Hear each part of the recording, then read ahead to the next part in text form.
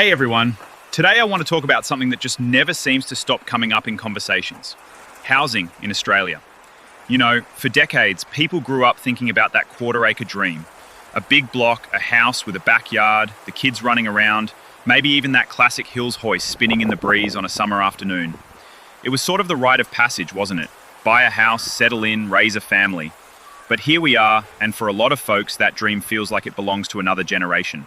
Especially if you look at Sydney or Melbourne, trying to buy a place there these days feels almost impossible unless you've somehow won the lottery. $1 million for a plain old suburban place? Yeah, that's where we're at. But here's the twist.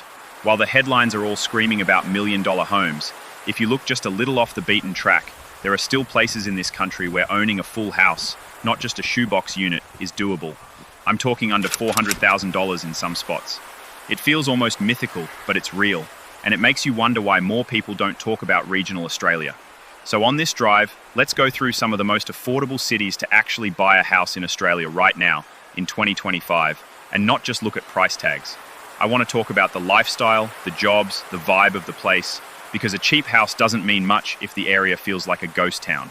Now, before we dive into the actual list, let's set the scene a bit.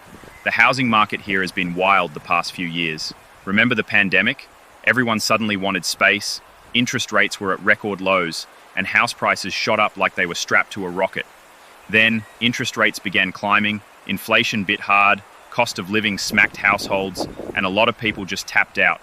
Prices dropped in some areas, then bounced back in others, and now in 2025, it's like a patchwork quilt. Sydney and Brisbane are on fire again, while other spots are just flat or even sliding. And in that mix are these hidden gems. Cities and towns where you can still get in without mortgaging your soul.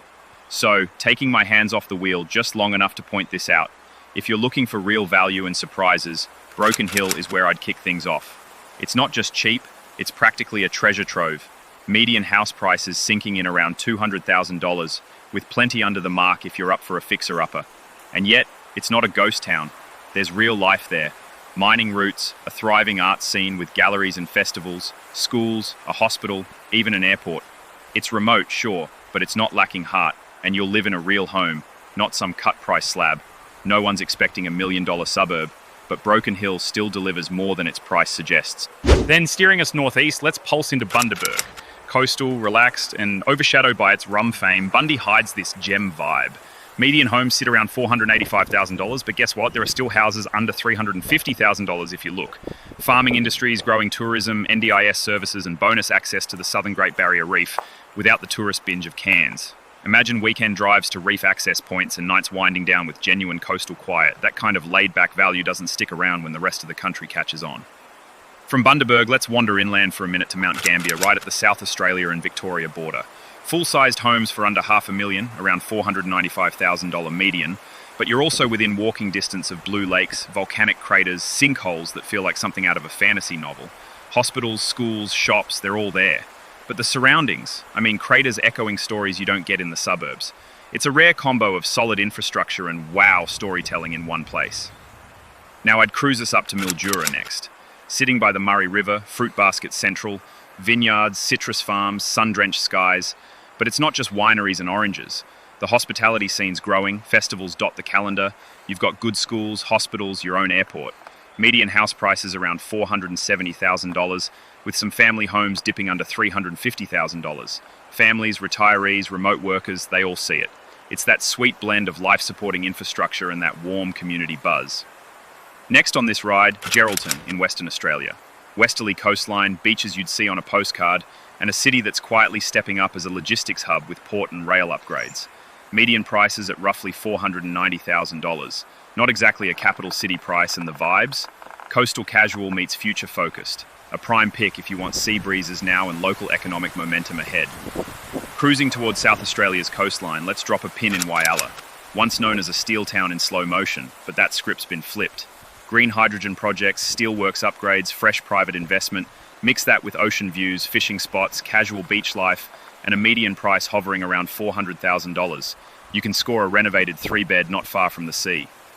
For anyone tired of the buzz but still chasing relevance, Whyalla's reinvention is calmly compelling. Okay, now we slide into Townsville, rising from our original rank, but this is where we bring the 2025 punch. The population's tipped over 200,000 now.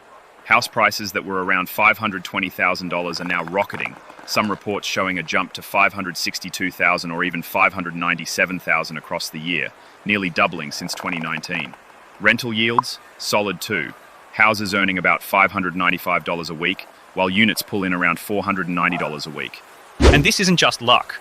Townsville's infrastructure is literally bulking up. Port expansions, a $597 million hospital facelift, a $1.6 billion port redevelopment, even the $5 billion Copperstring 2032 grid project, all feeding jobs, population, and pressure on housing supply. Vacancy is low, 0.7%, and listings have dropped 32% over 3 years. The forecast? Experts say prices could surge 25 to 30% in 2025. Townsville might be the fastest growing property market in Australia right now. If you're driving and wondering where to put your stake, Townsville punches hard with current data. Serious growth, real infrastructure, strong rental demand, and a livable tropical vibe. Just be ready. By the time you hit the brakes on this one, it might not be budget-friendly much longer. Finally, there's Port Pirie, just a couple of hours north of Adelaide. Median prices around $330,000, with livable homes still popping up under $270,000. Industrial past? Yes. Environmental challenges? Yes. But with cleanup projects, better health infrastructure, and efforts to diversify the local economy, there's a down-to-earth practicality here. You're not getting seaside glam, but you are getting a real home and room to breathe. So what ties these places together? Yeah, they're distant from the capitals, job markets might revolve around only a couple of industries, population shifts aren't explosive, but guess what? Those same factors can be your secret win. As remote work stays, infrastructure improves, and people recalibrate what home means, these regional places are pushing from the shadows into the spotlight. One last thing on Townsville specifically, if you've got $500,000 to $700,000 to play with, inner city units and townhouses in areas like South Townsville or North Ward are hot picks for high rental yields and growth potential, especially with students and professionals looking for places to rent. All up, these towns remind us that buying a home isn't just about postcode prestige. It's about quality of life, sense of place, and getting in before the narrative changes. So, where are you thinking of hitting the steering wheel next? Rocky, Mildura, Whyalla? Let me know. Drop your thoughts in the comments, hit like, share this ride with anyone stressing over sky-high markets, and don't forget to subscribe. I'll catch you on the next drive.